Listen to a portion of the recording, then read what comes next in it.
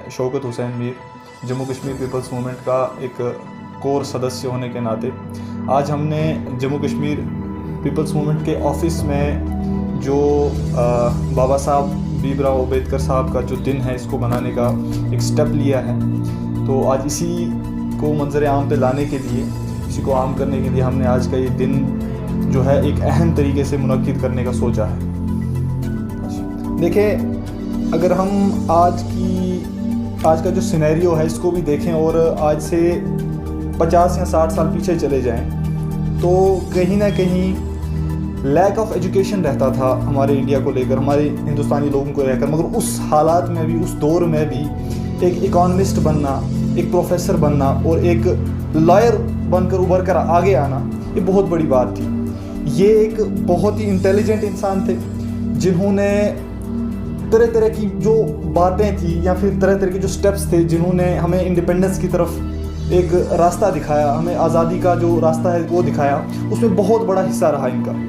और ये न सिर्फ आम आवाम को ही लेकर आगे मतलब अपनी सियासत को रखते थे, बल्कि खसूसी तौर पर जो दलित थे, मजलूम थे, उस वक्त के ज़्यादा मजलूम थे, उनके लिए आवाज़ उठाते थे। और कहीं ना कहीं हिंदुस्तान को इस्टेब्लिश करने में, हिंदुस्तान को मंजर आम पे लाने के लिए इनका बहुत बड़ा हाथ था। मैं आपको बताता चलूँ कि डॉक्टर बाबा साहिब भीमराव अम्बेडकर जो है ये फर्स्ट लॉ मिनिस्टर थे इंडिया के।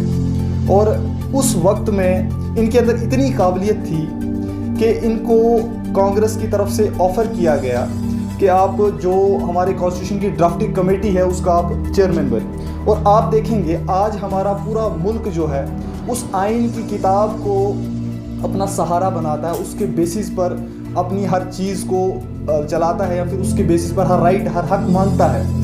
तो कहीं ना कहीं उनकी जहानत ने हमें उस वक्त उस पूरी किताब का जो है हवाला दे दिया था। उनकी जहानत ने ही हमें उस मंजर आम पर लाकर छोड़ा था कि आज हम उनके बताए हुए तौर तरीके से चल रहे हैं। और उनके बताए हुए तौर तरीके ऐसे कि उनसे कोई भी गरीब हो या अमीर, हर एक के अंदर आपको बराबरी मिलेगी। और ये उनकी जहानत का बहुत बड़ा सबूत है। मेरा नाम सुशील सनोत्रा है और मैं JK PM Jammu Kashmir people's movement के SC/ST विंग्स का डिस्ट्रिक्ट अध्यक्ष हूँ। और आज का जो प्रोग्राम है पूरे हिंदुस्तान वर्ष, भारतवर्ष को यही पता है कि आज बाबा साहब भीमराव अम्बेडकर जी की जयंती है।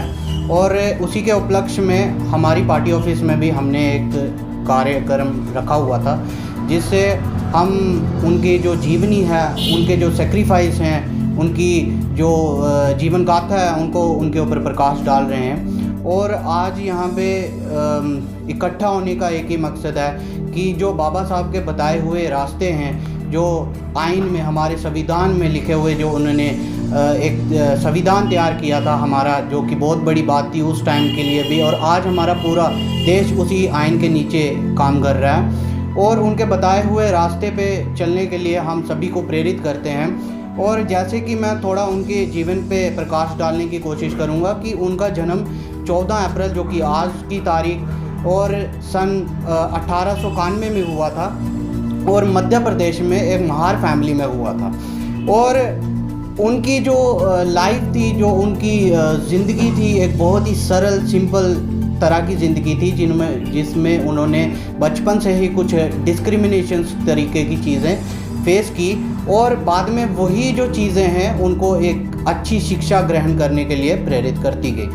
और उसके बाद जब स्वतंत्रता के आंदोलन चल रहे थे उसमें भी उनका बहुत बड़ा भागीदारी थी, उसमें भी उन्होंने बढ़ चढ़ के हिस्सा लिया।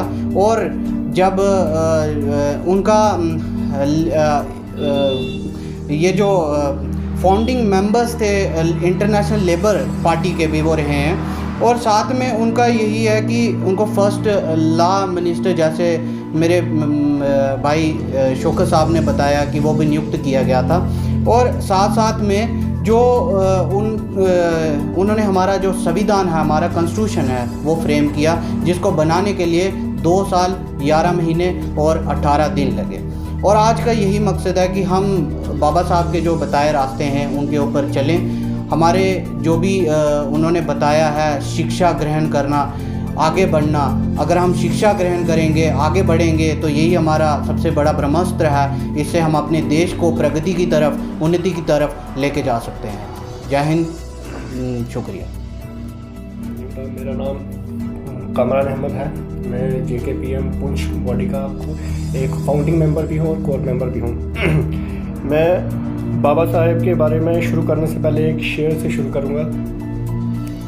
जो हो गया उसे सोचा नहीं करते, जो मिल गया उसे खोया नहीं करते, हासिल उन्हें होती है सफलता, जो वक्त और हालत पर रोया नहीं करते।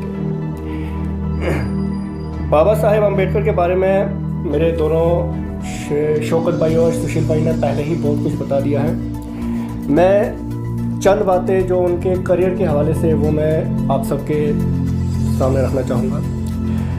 जैसे सुशील भाई ने बताया कि बाबा साहेब अम्बेडकर का इनका जो जन्म था वो 14 अप्रैल आज के दिन 1891 में हुआ था। वो एक माहर दलित फैमिली से बिलोंग करते थे। मैं खाली इनकी इस बात पे आऊँगा जो कि 1947 के बाद का। 1947 में इन्होंने एक ला बनाया।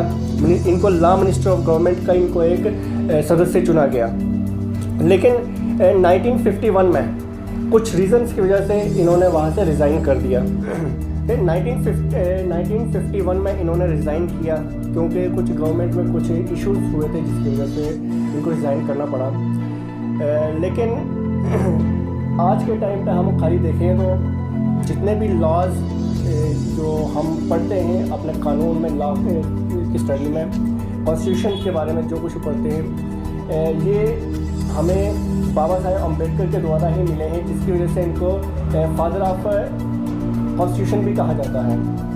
लेकिन आज के टाइम में अगर हम देखें एट प्रेजेंट सिनेरियो, बहुत सारे हमारे जो बाबा साहेब अम्बेडकर के द्वारा दिए गए जो कॉन्स्टिट्यूशन के जो लॉज थे उनके ऊपर अमल नहीं किया जाता है, और दूसरी तरफ है तो उनका उल्लंघन किया जाता है।